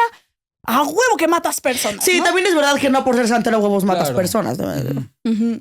Pero un poco me hace pensar en Jeffrey Epstein, ¿no? Y como de pronto decir, bueno, pues seguramente en muchos lugares hay élites que se creen con este derecho, ¿no? De usar las vidas de otras personas para sus rituales, ¿no? O sea, no me parecería tan descabellado. Y que a la gente le gusta mucho hilar élite con ritual, güey, por alguna extraña razón. Sí, porque la verdad es que también cualquier dibujo de vecino puede usar esas herramientas y ser creyente, ¿no? También tenemos que recordar que no podemos creer que toda su narración es 100% verdad. También porque nadie es el mejor narrador de su propia historia.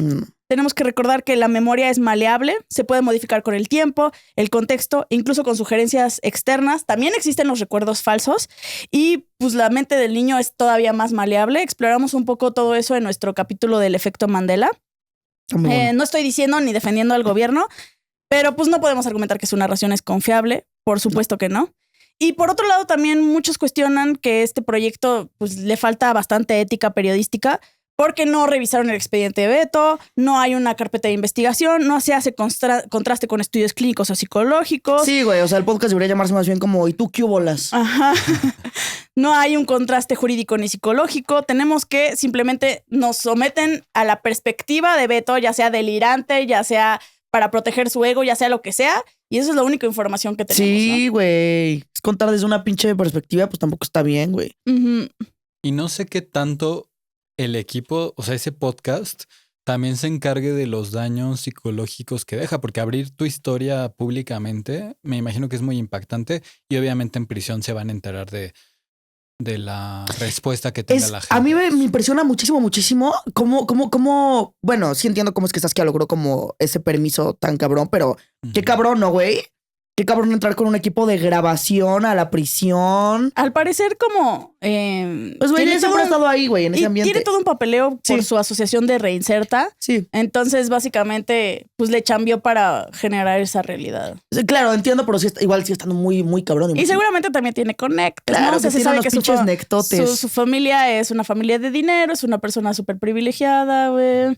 Hay un montón de otras personas que están haciendo trabajo y que no les dan esas... posiciones, ofertas ni nada, güey, también está complicado. Sí.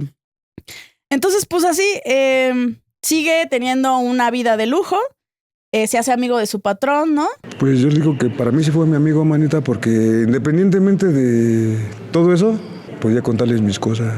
Yo recibía un abrazo.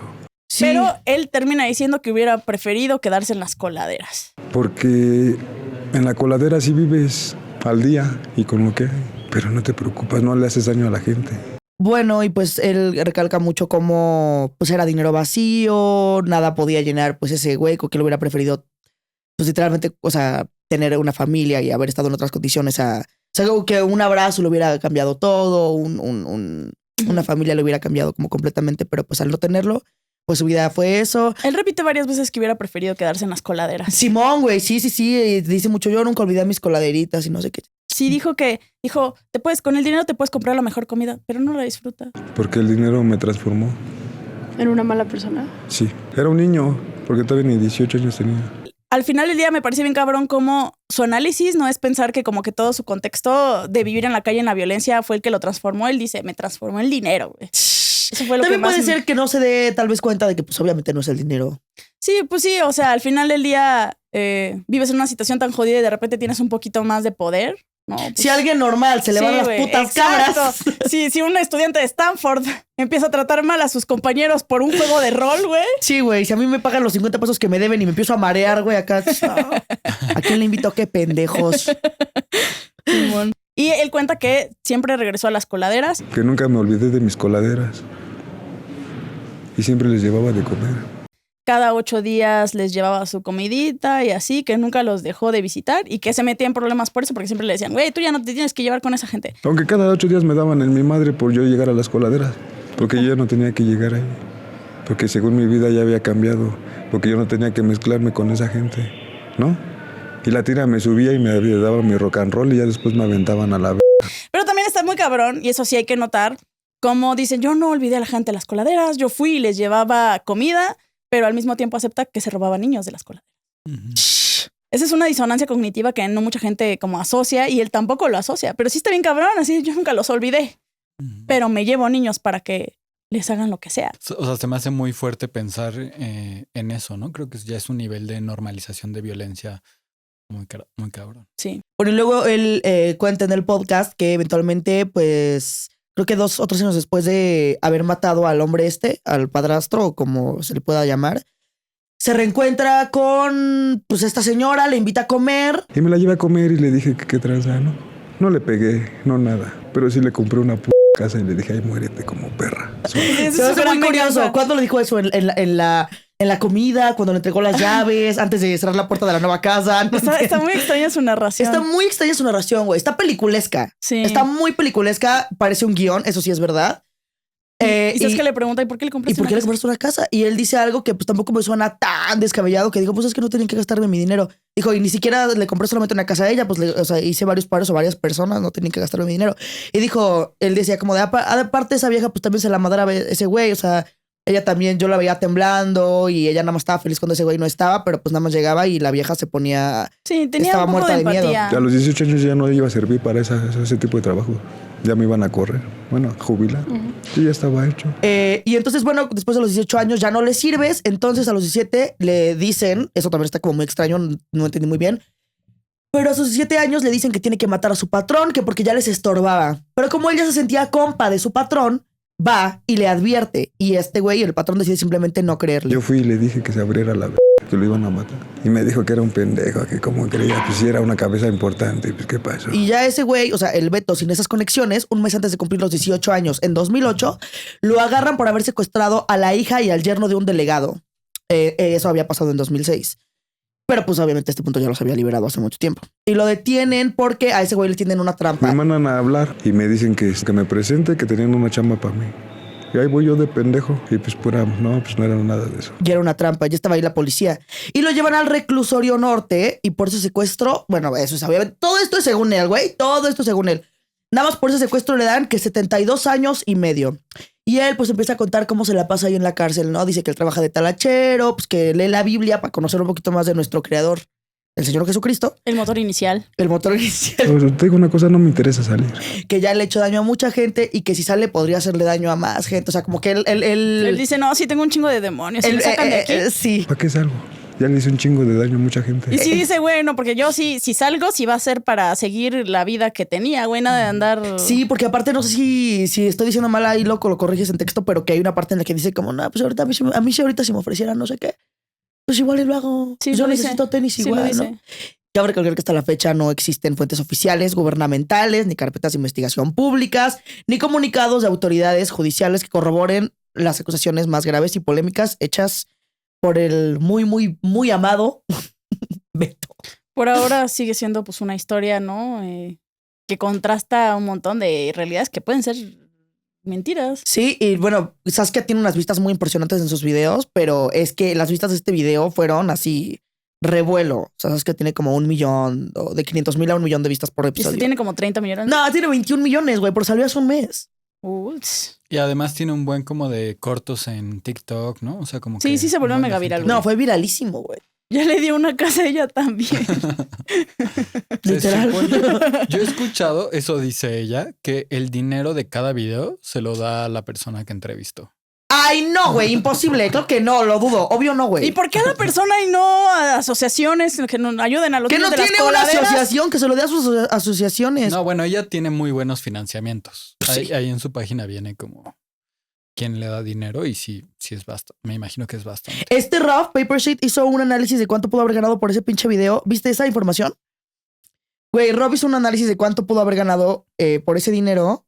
Por ese video. Que él especula, dado a las vistas, que como $100,000 pudo haber hecho por ese video.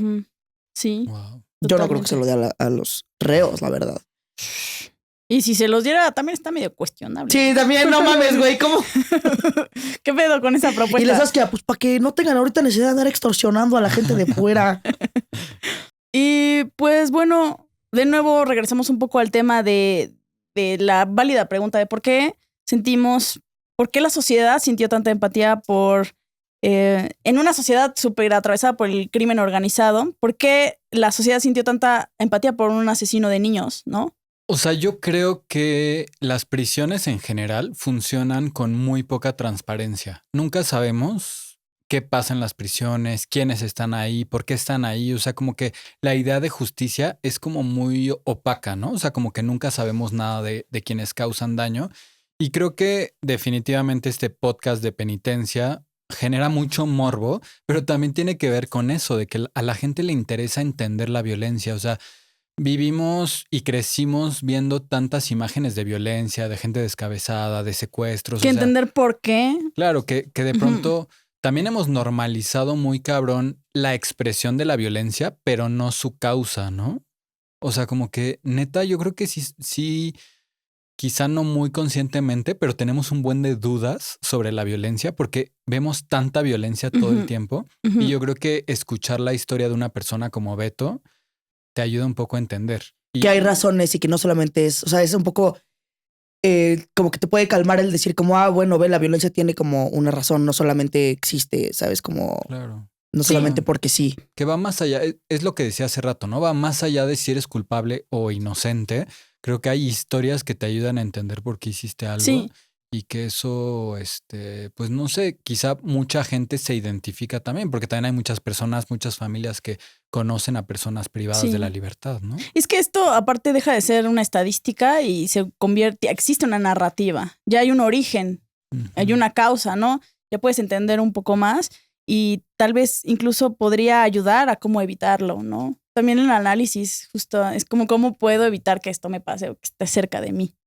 Al contrario de los criminales ligados a sistemas más grandes y más complejos y abstractos como dictadores, crimen organizados, políticos corruptos, pues ellos representan cosas así de quién sabe cómo funciona toda esta realidad. El daño es masivo, es menos personalizable, pero de esta manera se puede construir una historia íntima con ellos, ¿no? Y entender un problema sistémico en un caso particular.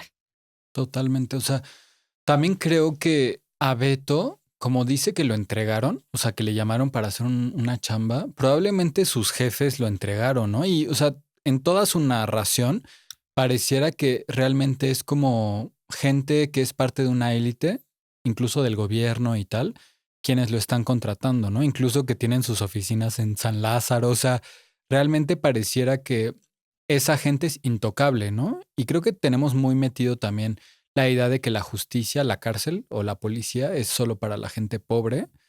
Entonces creo que también eso está interesante, ver cómo el sistema siempre entrega a la gente que está más precarizada o con menos privilegios, ¿no? Sí, claro, porque incluso él dice como que en cierto momento habla mucho de que no, y esos culeros pues al final si quieren sacarme me pueden sacar y si no quieren pues me muero aquí. O sea, es como diciendo como de güey, esos güeyes pueden hacer lo que se les hinche el huevo. Y no hay nada que hacer. Considerando que su narrativa sea real. Pero sí, si nos vamos a que su narrativa es verídica, está bien cabrón que siendo un niño en las coladeras esté súper olvidado por el gobierno, pero luego que lo contrata el gobierno para ser un sicario, ya tiene un departamento en Polanco. O sea, si eso es verdad, está gravísimo. Claro que está gravísimo. Y lo peor es que sea su historia o no sea su historia, creo que debe haber por ahí alguien que sí entra en esa narrativa, güey. Y lo podemos ver no tan de manera tan abstracta como alguien que fue reclutado para ser un niño sicario, sino algo más concreto como el reclutamiento del crimen organizado, que sabemos que pues tienen su unión con el gobierno y con todos ellos, que son ahí una materia gris. Y pues sí es lo mismo, están olvidados por las instituciones, pero en el momento en el que ya tienen poder económico, se vuelven partícipes de una sociedad que ya los voltea a ver.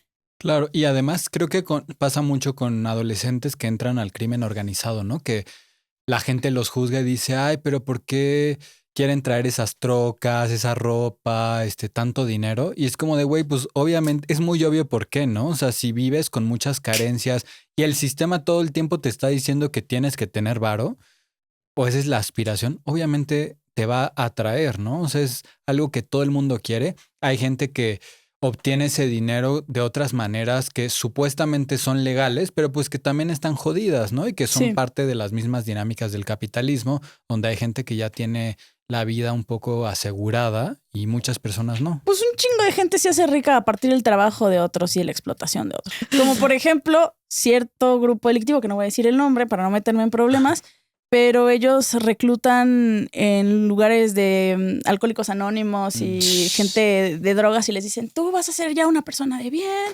vas a traer dinero, vas a dejar de pegarle a tu esposa, vas a dejar de ser un adicto y además vas a ser parte de los paramilitares, ¿no?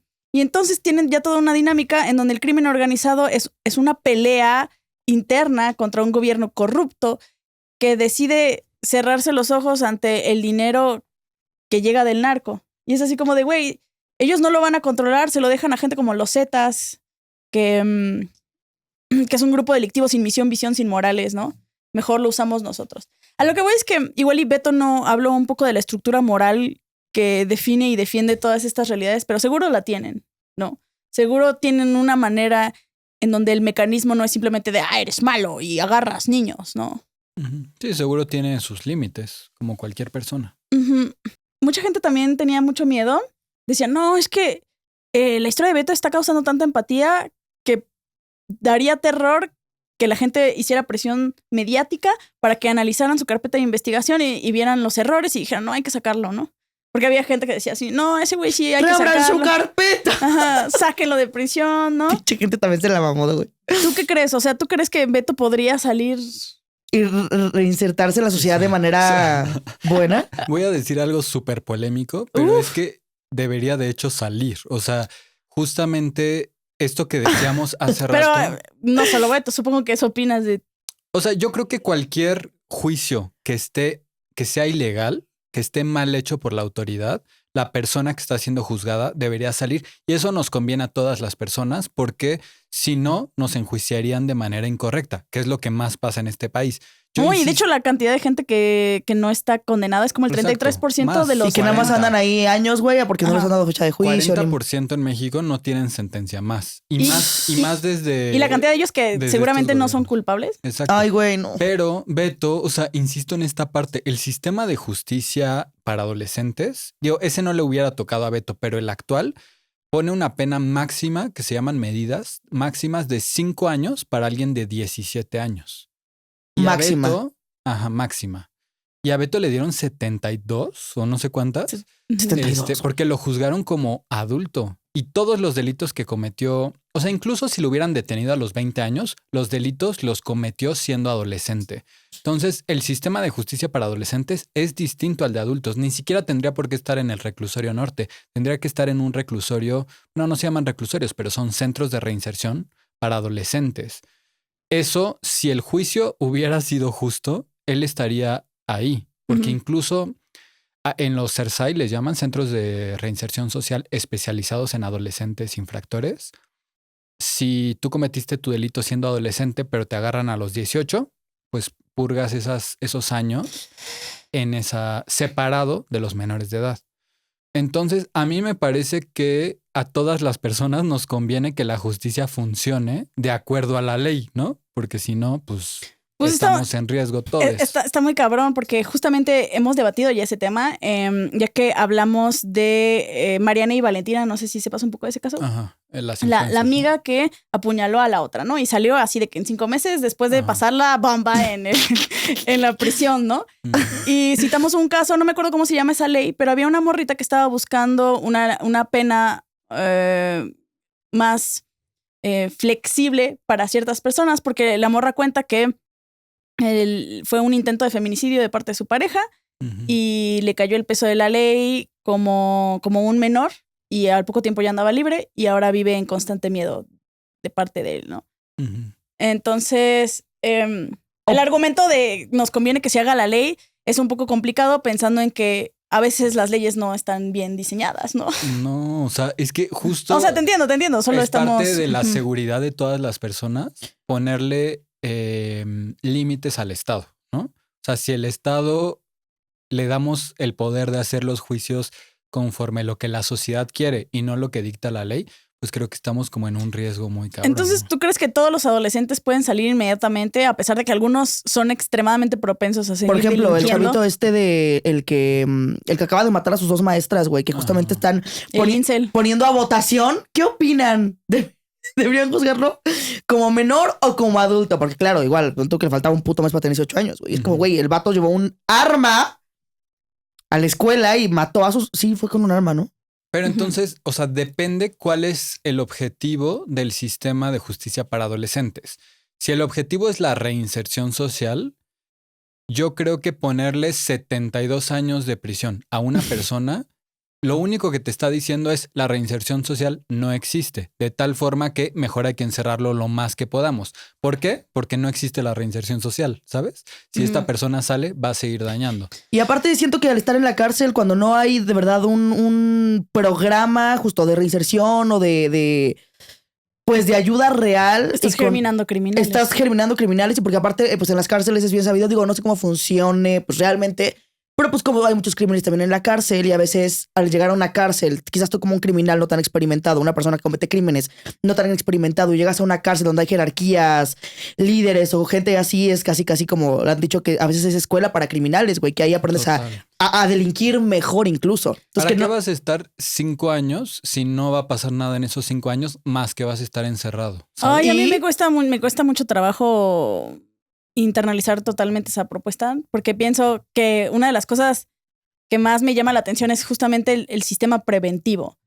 Pero ya estando en esta situación, la prioridad no es ni siquiera que se vuelva reinsertar, sino que no esté por ahí haciéndole más daño a las personas. Pero eso no va a suceder mágicamente. O sea, hay que generar sistemas de justicia otra vez, ¿no? Que generen reconocimiento, responsabilidad y reparación. Si no generamos eso, no importa cuántos años de prisión le pongas a la gente va a seguir cometiendo delitos, ¿no? De hecho, la prisión en cualquier parte del mundo, pero en México tan no funciona que, o sea, el porcentaje de reincidencia es como de 30-40. 1 de cada 4 personas, o sea, es muy alto. Claro.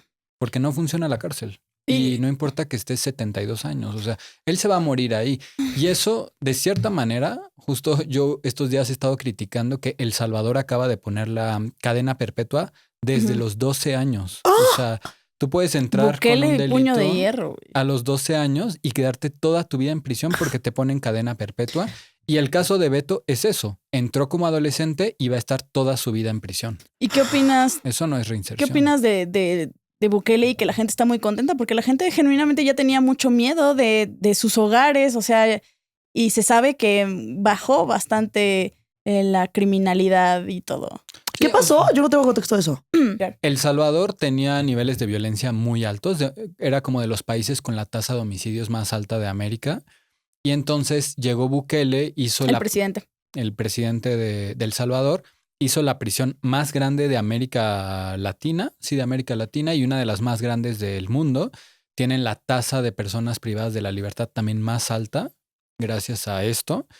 Y el CECOT está pues lleno de gente inocente, de gente que solo fue detenida por tener tatuajes, por parecer de la Mara, cosas así, por ¿no? parecer de la Mara. Pero wow. la gente está muy agradecida porque sí bajó la tasa de criminalidad.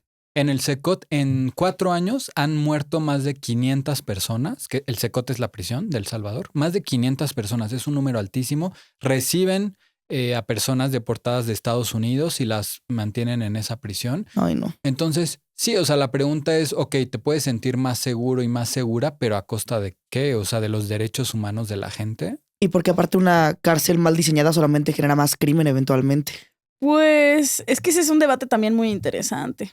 Yo creo Porque que es que el punitivismo nos anula la imaginación política y ya solo lo único que nos queda después de Bukele es seguir aumentando y aumentando y aumentando el punitivismo, porque si no se nos ocurre nada más, pues siempre la idea de seguridad es como de encierren más gente, ¿no? sí, pero mucha gente dice, bueno, agarras a esos, ya no siguen generando su sistema de que en las calles entrenas a un montón de delincuentes y eventualmente vas a tener menos gente en la prisión. Pero imagínate que, o sea, no creo. Pero No, imagínate... no es lo que yo creo. Ajá. Creo que es un debate complicadísimo. O sea, ahí sí yo no me he clavado en la historia de Bukele como para decir, voy a defender un punto de vista, pero pues Creo cuesta que trabajo. en El Salvador en total, no sé si me equivoco, pero son 5 millones de personas. Imagínate cuántos de esas prisiones necesitarías para México. ¿Cuánta gente estaría? No mames. La cantidad Y con de la personas cantidad de en gente, prisión. de abuso de poder que hay en México, yo creo que... Por ejemplo, hay un problema también que es el hacinamiento, que es cuando hay literalmente una sobrepoblación en las cárceles que obviamente crea como, pues, circunstancias indignas para los reos. Y por más que queramos pensar como de, pues sí, para eso están. Pues no, eso tampoco hace como una gran ayuda. Hay cárceles, por ejemplo, que tienen hasta el 300% más de sobrepoblación, o sea, de lo que puede tener una cárcel que no tiene la infraestructura para tener a tantas personas ahí. Y supongo que El Salvador está más cabrón ese, ¿no? En el Estado de México hay algunos que suben hasta 136% de hacinamiento. Venezuela al 140%. Sí, México, les decía, ¿no? Está en su nivel más alto de personas privadas de la libertad en toda su historia. Son más de 253,000 personas, algo así. Imagínate México con el poco porcentaje que tiene de que la justicia sirva para algo. El poco nivel que tenemos de denuncia, de investigación, de enjuiciamiento, y aún así, pues es mucha gente. Entonces, creo que la prisión, incluso en temas numéricos, no nos alcanza para hacer justicia. Si a eso le queremos apostar, a la prisión, yo creo que no nos alcanzan las prisiones. Sí, claro.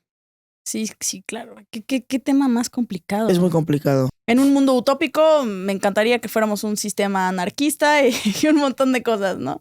Entonces, ¿cómo funciona tu perspectiva en el intermedio, en el camino de uno a otro?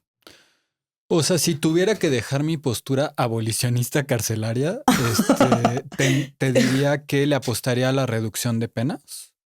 Pero drásticamente. O sea, a mí me parece insostenible y aparte que no tiene ningún sentido que una persona esté en prisión 20 años. O sea, ¿para qué? Eso es la reinserción social. O si no, cambiamos la constitución y digamos la verdad. Castigamos a la gente, ¿no? Eso no es reinserción social. O sea, lo más honesto es que las prisiones sirven para castigar. Y podría haber una honesto. realidad mixta en donde algunos los castigan y otros... Pues, Es que también siento, o sea, perdón, yo siento... ¿Tú qué opinas de que, por ejemplo, yo diga, depende del crimen, güey? Depende qué hiciste también. O sea, justo si te agarras, así de chavito, lo de Beto, ¿no? De chavito hiciste todo esto, tus circunstancias no sé qué chingados, pero una cosa es a tal edad y otra a otra edad, güey, o no sé, o sea, siento que sí hay, pues en verdad, niveles. Es como la pregunta de la empatía, ¿dónde acaba la empatía? ¿Dónde ya no se puede tener más empatía? Siento que en los niveles, güey. Así todos los contextos sean importantes, y hay que tomarlos en cuenta, pero también siento que si llegas a ciertos puntos, pues es como, güey, hay partes en las que yo sí podría decir, yo creo que 20 años suena hasta, no poco, pero no mal. Sí, y reitero, el punto de no el castigo, sino la búsqueda de que esa persona no siga delinquiendo, güey. Sí, exacto. Como, o sea, igual como eso, como el Beto matando a su padrastro. No estamos felices en sí de que haya muerto, güey. Él dijo, güey, mientras no siga ese culero haciéndole más daño a otras personas, ¿no? Y pues es verdad, ¿no? Pues imagínate, si ya aplaudimos que se les matara, tiene sentido que... O sea, imagínate, ya aplaudimos que se le matara a ese criminal, tiene sentido que aplaudamos que haya gente que esté en la cárcel de por vida. Sí, Pues, yo creo que no. también fijarse como en... Bueno, no sé. Cuéntame. O sea, no, es que siento que es muy distinto. O sea, yo no aplaudiría nada, ¿no? De eso. O sea, bueno, sí, que, fue Ujú. una forma de Pero, decirlo. O sea, yo creo que realmente, y a las pruebas me remito porque hay demasiada información sobre eso, las prisiones no disminuyen la violencia ni aumentan la seguridad. Ujú. No somos un país más seguro por tener un récord de más personas Claro, privadas de la pero libertad. eso también creo que es porque el sistema está desigual. Porque el sistema, más allá de las prisiones, siento que este es un problema que va más allá de un sistema de justicia. Estamos hablando de un sistema social, de oportunidades. Por ¿no? ejemplo, en Estados Unidos que existió este movimiento de defund police, ¿no? Como de quitarle dinero a la policía, desinvertir en policías y más bien poner dinero en las comunidades, tener un buen sistema de salud. O sea, no manches, neta, urge un buen sistema de salud mental. No mames, me bien cabrón. O sea, imagínate Mira, cuántos delitos. Factos. ¿Cuántos delitos previenes con eso? No, o sea, no Factos. solo delitos, violencia, un chingo de cosas.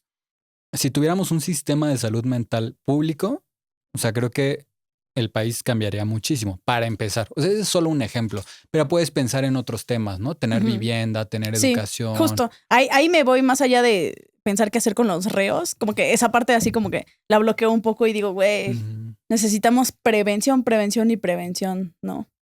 Sí, no esperar a que pase para castigar, ¿no? Sino empezar desde antes, güey.